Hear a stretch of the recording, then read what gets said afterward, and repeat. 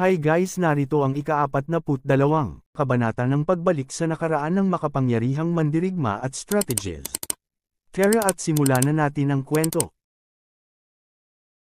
Ang poster niya ay parang pagsasanay ng isang demonyo na espiritualista na may ranggo ng alamat. Kung ang batang ito o ang batang babae roon, ang mga teknik na kanilang nilinang ay nakakatakot. Maaaring dahil hindi ako nakalabas ng maraming taon, nagbago na ang mundo sa labas. Ipinakita na nagkukultivate si Ninger. Nagsalita ang matandang espiritu sa isip ni Ninger. Bata, hindi naman masama ang talento mo. Paano kung tanggapin kita bilang aking disipulo? Nagsalita si Ninger. Sino kaya ang matandang ito? Pagmulat niya, nagulat siya sa kanyang nakita. Sumagot ang matanda. Ako ang ninuno ng lungsod ng kaluwalhatian, tagalikha ng pamilyang Snowwind.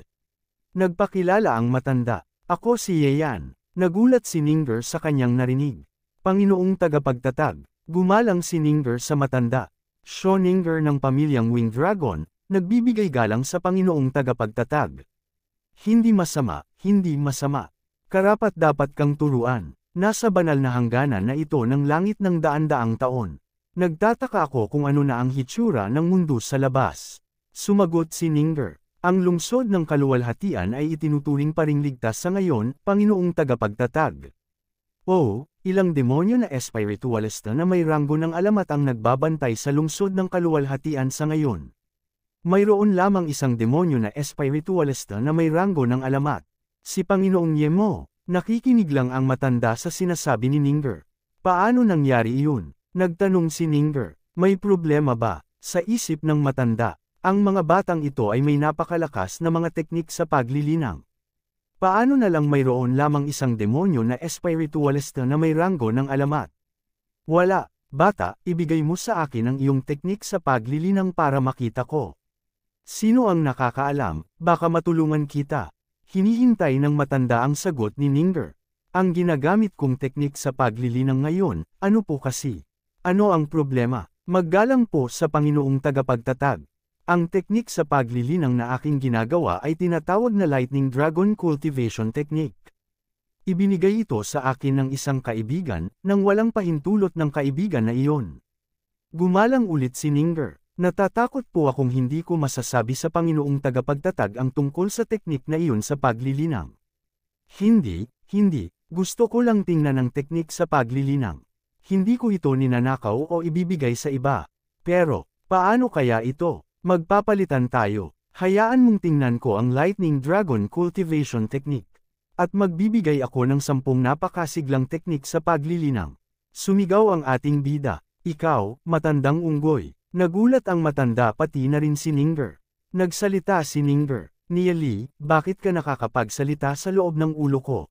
Nagsalita din ang matanda. Bata, paano ka namatay? Nagsalita ang ating bida. Hindi pa ako namatay. Ito ay paghihiwalay ng kaluluwa. Napakadaling kasanayan. Dagdag pa ng ating bida. Ninger, huwag kang lokohin ng matandang ito. Pasiga na sagot ng matanda. Ano ang pinagsasabi mo? Sinusubukan mong sirain ang aking reputasyon ng walang patunay. Sumagot din ang ating bida.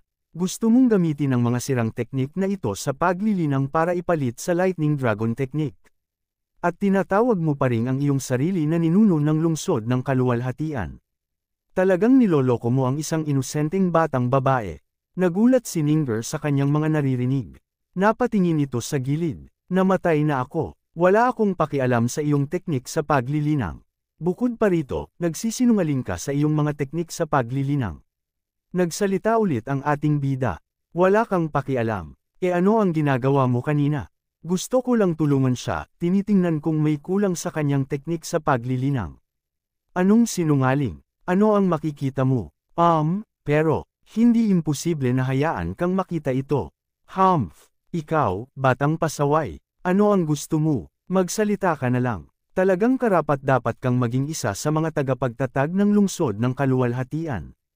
Tunay na prangka, gusto ko ang Thunder God's Meteorite Sword.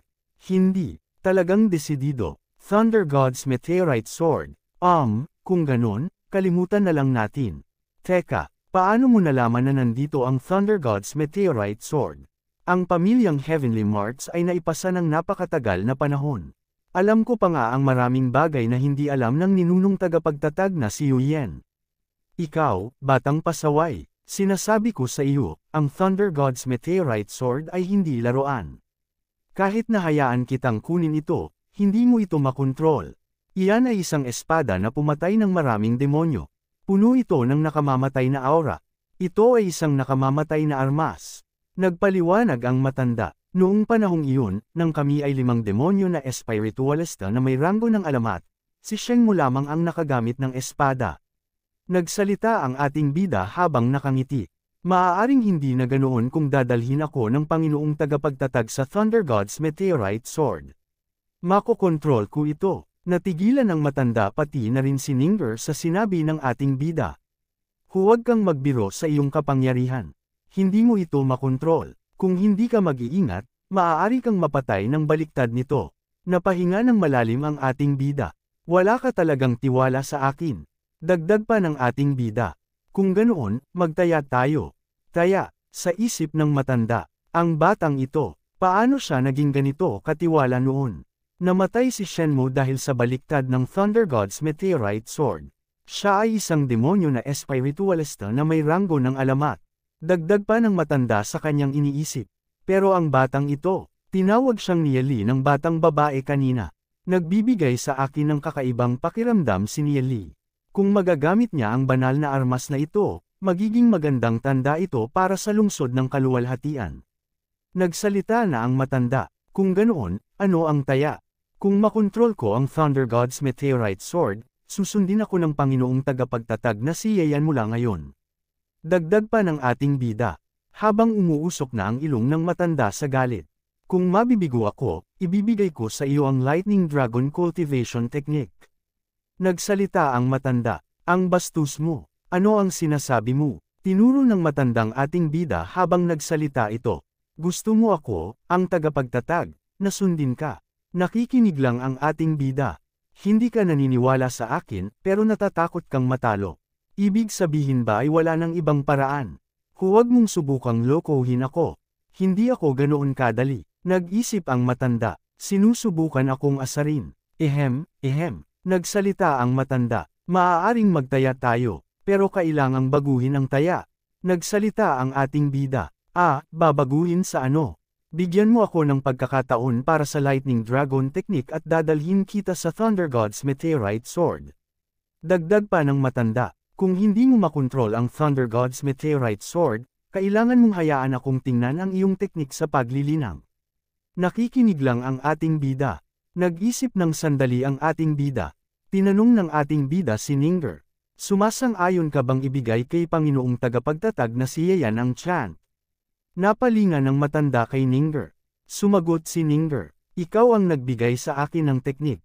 Wala akong problema dito. Kung ganoon, mayroon na tayong kasunduan. Panginoong tagapagtatag na si Yayan. Paasa na nagsalita ang ating bida. Mas mabuti pang huwag kang mahiya at umatras sa kasunduang ito. Pasiga na sumagot ang matanda. Hindi ako. Halika. Umupo ka at makinig. Ang chant ay, nagsalita ulit ang matanda. Ikaw ay isang kaluluwa rin. Umupo ka kung saan. Binanggit na ng ating bida ang chant ng spell. Lightning Dragon Technique. Lightning Dragon Technique. Nagulat ang matanda sa kanyang mga naririnig. Sa ginawa ng ating bida ay lumiwanag ito. Habang nakapikit ang matanda nagsalita ito. Napakagandang teknik sa paglilinang. Patuloy na nagsasalita ng spell ang ating bida. Sa isip ng matanda, kung nagsanay ako ng teknik na ito sa paglilinang mula sa simula, nasarurok na sana ako ng ranggo ng alamat.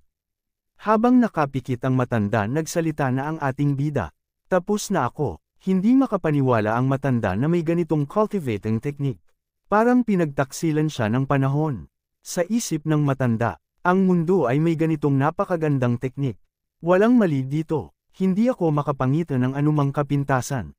Nang laki ang mata ng matanda, lubos na nalampasan nito ang aking antas. Habang nakaluhod ang matanda ay wala pala itong tuhod nagsalita ang ating bida.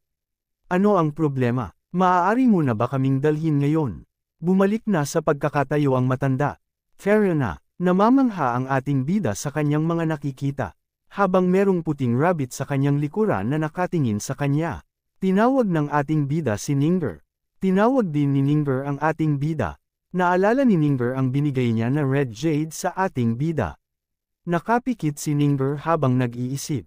Nagsalita si Ningber, magmadali tayo, narinig ito ng matanda, at binilisan na nila. Nagsalita na ang matanda, malapit na tayo sa core ng banal na hangganan. Mag-ingat kayo, nagtanong ang ating bida, kaya magbabago rin ang tanawin kasama ng mga ilusyon. Nagulat ang ating bida sa kanyang mga nakita. Nakatayo ang ating bida habang nakaharap sa mga kakaibang nilalang. Sa isip ng ating bida, ang nakamamatay na aurang ito ay nagmumula ba sa Thunder God's Meteorite Sword? Mukhang nakapatay ito ng maraming demonyo, pero ang ganitong uri ng mababang antas na ilusyon ay walang epekto sa akin. Napansin ng ating bida si Ningber. Si Ningber ay natatakot sa kanyang nararamdaman. Patuloy sa pag-iisip ang ating bida. Mukhang hindi kayang hawakan ng isang teenager na tulad niya ang ganitong matinding aura. Gumawa ng teknik ang ating bida at isinigaw niya ito. Equals heavy breathing. Nakahinga na ng maluwag si Ningber. Tinanong ng ating bida, ayos ka lang ba, Ningber? Ako, ayos lang. Nagpasalamat ito sa ating bida. Sa nangyari ngayon pinagpawisan si Ningber. Habang ang ating bida ay nakafocus. Napatikip na lang ng kamay sa bibig ang ating bida. Nang mapansin ito ni Ningber dali-dali niyang sinara ang pinto na kabundukan. Lumingon ang ating bida sa matanda biglang nagsalita. Ninunong tagapagtatag na si Yeyan. Ibinaling na lang ng ating bida ang kanyang pansin sa matanda. Kung makontrol ko ang Thunder God's Meteorite Sword, susundin mo ako. Seryoso ka ba? Oo naman. Ako naman ang ninunong tagapagtatag. May karangalan ako. Tutuperin ko ang aking mga salita. Dagdag pa ng matanda. Kung magagawa mo yun, hindi na ako makakapanatili sa banal na hangganan ng langit. Ang aking kaluluwa ay nakakabit sa Thunder God's Meteorite Sword. Kapag na-control mo na ito, ang aking kaluluwa ay mawawala. Gayunpaman, batang pasaway, kailangan kong bigyan ka ng payo sa isang bagay. Ang paghila sa Thunder God's Meteorite Sword ay hindi madaling gawin. Nagsalita ang ating bida, kung madali lang ang bagay na ito, wala nang saysay. Magiging boring, sa isip ng matanda, ikaw, mabaho kang bata. Sesebunutan kita kung hindi lang ako kaluluwa. Habang patuloy na naglakad ang tatlo patungo sa espada, makikitang malapit na sila sa espada. Malapit sa espada ang kidlat ay nagwawala. Nagsalita si Ningber, ano ang Thunder God's Meteorite Sword? Patuloy na nagsalita si Ningber. Ito, hindi na ako makakapasok. Napapalayo ako ng malakas na baliktad sa aking kaluluwa. Ang aking kaharian ng kaluluwa ay, makikitang naglalabas ng aura si Ningber. Nagulat ang ating bida sa nakita nito. Ang bilis ng paglilinang ay mas mabilis nga dito kaysa sa labas. Sa paglabas ng aura ni Ningber ay makikita sa dagat kung gaano ito kalakas. Nagsalita ang ating bida, nagkaroon ka ba ng pagbabago? Ano na ang iyong antas ngayon? Nagsalita si Ningber habang masaya ito. Ako ay isang 5-star silver rank na ngayon. Masayang masaya ito habang nagsasalita. Isang hakbang na lang ang layo ko sa gold rank.